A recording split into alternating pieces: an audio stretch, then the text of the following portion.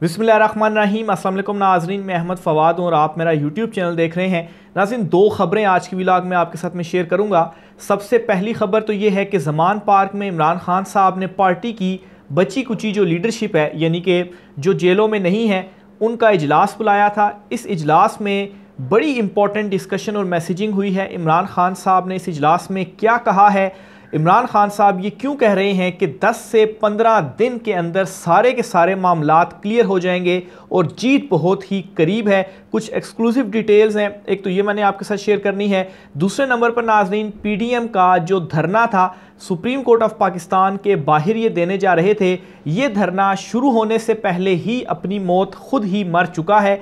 इस धरने में इतने ज़्यादा इख्तलाफात पैदा हो चुके हैं कि ये धरना नून लीग किसी और तरफ जा रही है, वो चाहती है ना हो, पीपल्स पार्टी किसी और तरफ जा रही है, मौलाना फजल रहमान जो है वो किसी और तरफ जा रहे हैं। बहरहाल एक चीज़ तो तय हो गई है कि सुप्रीम कोर्ट के बाहर ये धरना नहीं होगा। इस पर भी कुछ तफसीलात हैं, एक्सक्लूसिवली ये भी आज की व्लॉग में आपके सामने रखूँगा। सबसे पहले तो नाज़रीन, इमरान खान साहब ने जो ये मीटिंग की है, जो इजलास इंपॉर्टेंट किया है बनी गाला में लीडरशिप के साथ जूम के ऊपर, बुनियादी तौर पर ये जो इजलास है इमरान खान साहब की जानिब से किया गया है, इसमें इमरान खान साहब ने अपने जो पार्टी लीडरशिप हैं उनको कुछ मैसेजेस दिए हैं। सबसे पहले तो इमरान खान साहब ने ये चीज़ सबके सामने क्लियर की है और ये कहा है, और इसमें मैं आपको ये भी बताता चलूँ कि इस दौरान इमरान खान साहब की जो बॉडी लैंग्वेज थी वो बड़ी कॉन्फिडेंट थी और इस तरह से लग रहा था कि जैसा कि अभी कुछ हुआ ही नहीं है। इतने ज़्यादा इमरान खान साहब मजबूत आसाब के साथ उन्होंने ये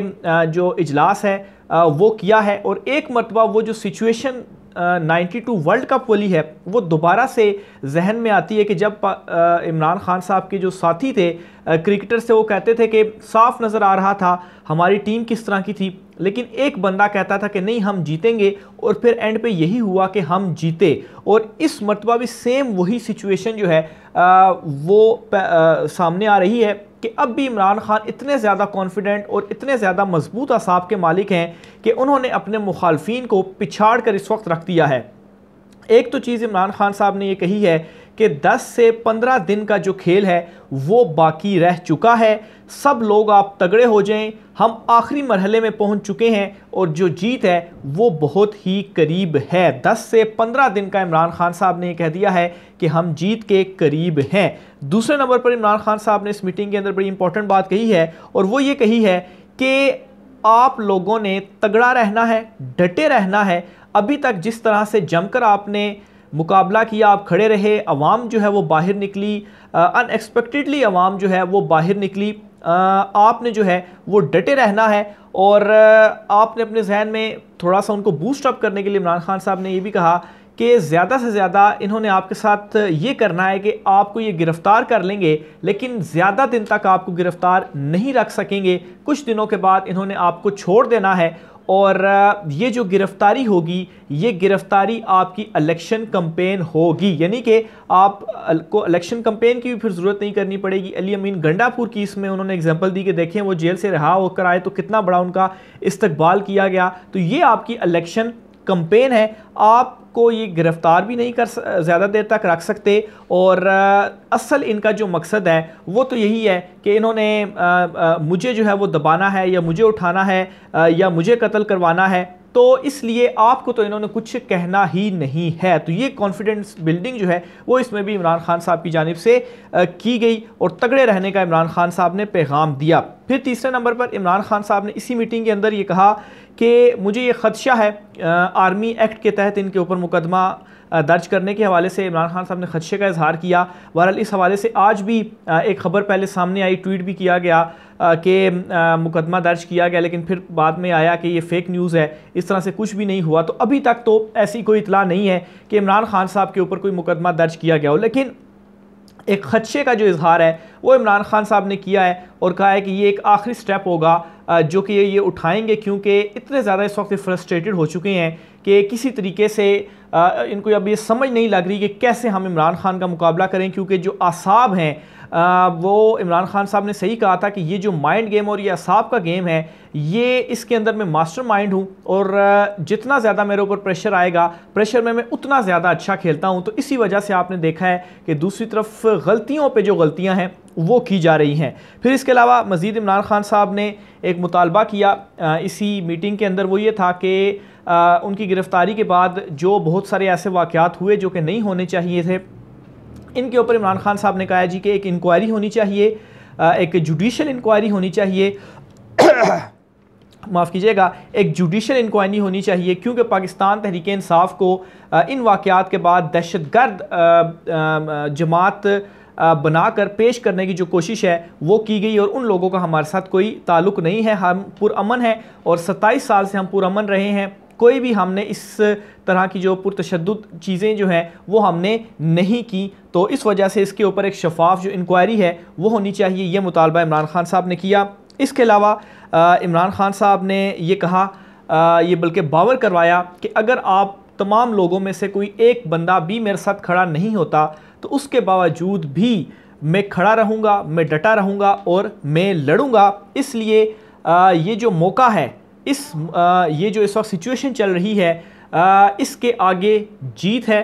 और 10 से 15 दिन का इमरान खान साहब की जानिब से जो एक अल्टीमेटम कहें या एक जो उनकी कैलकुलेशन है वो उनकी जानिब से की गई है। तो ये नाज़रीन बड़ी इंपॉर्टेंट मीटिंग थी, और इस मीटिंग का जो एक एलामिया सामने आया है, उस एलामिये में एक और बात सामने आई है, वो ये कि इमरान खान साहब की जो गिरफ़्तारी है, जिसे गैर कानूनी करार दिया गया अदालत की जानिब से, नैब और रेंजर्स उनके ख़िलाफ़ मुकदमा दर्ज करने का भी इसमें फ़ैसला किया गया है। उस एलामिये में ये बात जो है वो सामने आई है। क्योंकि एक मरतबा कानून जो गिरफ़्तारी थी वो गैर कानूनी करार दे दी गई, तो अगर गैर कानूनी गिरफ़्तारी थी जो कि ऑलरेडी तय हो चुका है, तो फिर ज़ाहिर सी बात है जिन्होंने गिरफ़्तारी की है उनके ऊपर कार्रवाई होनी चाहिए। तो ये भी फ़ैसला इस मीटिंग के अंदर किया गया है।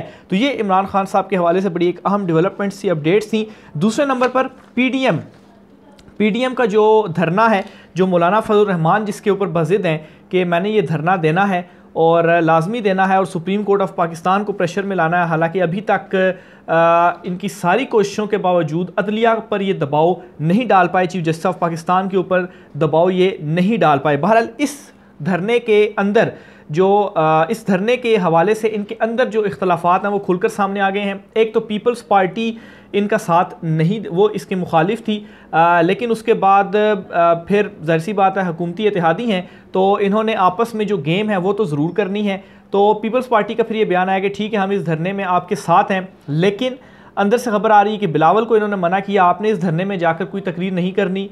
और दूसरे नंबर पर अभी तक जितनी भी इस धरने के हवाले से जो इजाज़तनामा मांगा गया है उसमें पीपल्स पार्टी इनके साथ शामिल नहीं हुई। यानी कि जो इजाज़तनामा मांगा गया है, एक तो उसमें धरने का वर्ड ऐड नहीं किया गया, उसमें एहतजाज का कहा गया है। फिर दूसरे नंबर पर नाज़रीन इनको नून लीग ये मना कर रही है कि आप सुप्रीम कोर्ट ऑफ पाकिस्तान के बाहर धरना ना करें या एहतजाज ना करें, आप डी चौक में करें। मौलाना फजल रहमान को ये कह रही हैं क्योंकि जो रेड जोन है वो इस वक्त हवाले किया गया है फ़ौज के, वहाँ पर दफ़ा 144 का भी नफाज है।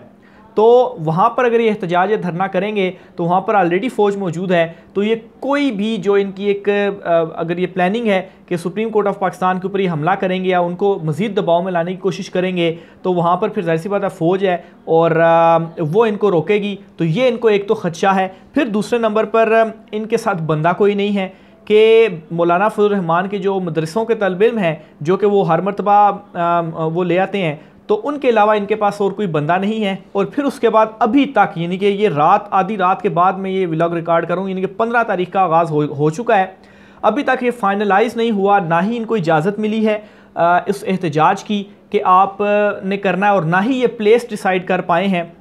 तो इससे आप ये देख लें कि इनके अंदर अभी इस एहतजाज या धरने को लेकर कितने ज़्यादा इख्तलाफात हैं। तो ये धरना शुरू होते होते अगर टाइमिंग को देखा जाए तो ये जाकर कल की दोपहर को शुरू होगा और कि शाम को जाकर अगर इन्होंने जो तकरीरें करनी हुई हैं तो तकरीरें ये करेंगे। जबकि सुप्रीम कोर्ट ऑफ पाकिस्तान की टाइमिंग और जो इलेक्शन से मुतल्लिक केस है वो सुबह के टाइम पर है, 9:30 बजे अदालत लगती है और उसके बाद ये जो केस है वो सुना जाएगा। तो इसलिए अभी तक इनकी तैयारी का या इनका जो एक पोजीशन है इस वक्त इतने ज़्यादा इनके असाब के ऊपर इमरान खान सवार हो चुका है कि ये कुछ डिसाइड करने के भी लायक नहीं रहे।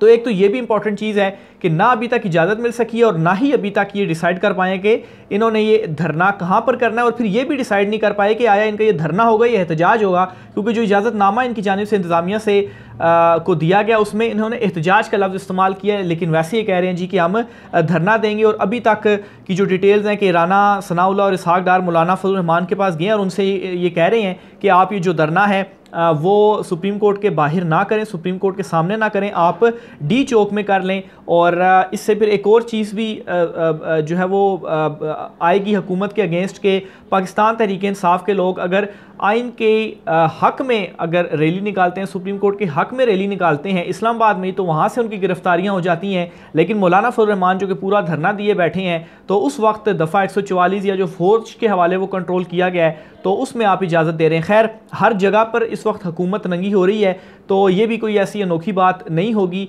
लेकिन फिर भी इस हवाले से भी मज़ीद जो एक्सपोज हैं ये होंगे। तो ये नाज़रीन इस वक्त इनका जो धरना है। फिर दूसरे नंबर पर नाज़रीन ब्यूरोक्रेसी को लेकर भी कुछ डिटेल्स इस वक्त सामने आ रही हैं कि ब्यूरोक्रेसी के अंदर भी इस वक्त जो है वो आवाज़ें उठ रही हैं कि आखिर ये सब कुछ क्या हो रहा है, और वहाँ से इनको सपोर्ट नहीं है। और फिर इसके अलावा एक और अहम जगह से भी इनको सपोर्ट अदलिया के मामले के ऊपर नहीं मिल रहे। इस वजह से भी ये जो सारा खेल है वो खेल रहे हैं, और कभी इधर करते हैं कभी उधर करते हैं। और मेरा तो ये ख्याल है कि शायद ये एहतजाज अलबत्ता कॉल तो दे दी गई है, ये इसी तरीके से तितर बितर होगा, और ये अपनी मौत ये धरना शुरू होने से पहले ही मर चुका है। तो कोई भी इसमें ऐसा नहीं होने वाला कि मौलाना फजल रहमान बहुत सारे कोई तलब इल्म ले आएंगे और सुप्रीम कोर्ट ऑफ पाकिस्तान दब जाएगी, बल्कि ये उल्टा उन्हीं के नुकसान में जाएगी। राय का इज़हार कीजिएगा। आज की व्लॉग से मुझे इजाज़त दीजिए। अल्लाह हाफ़िज़।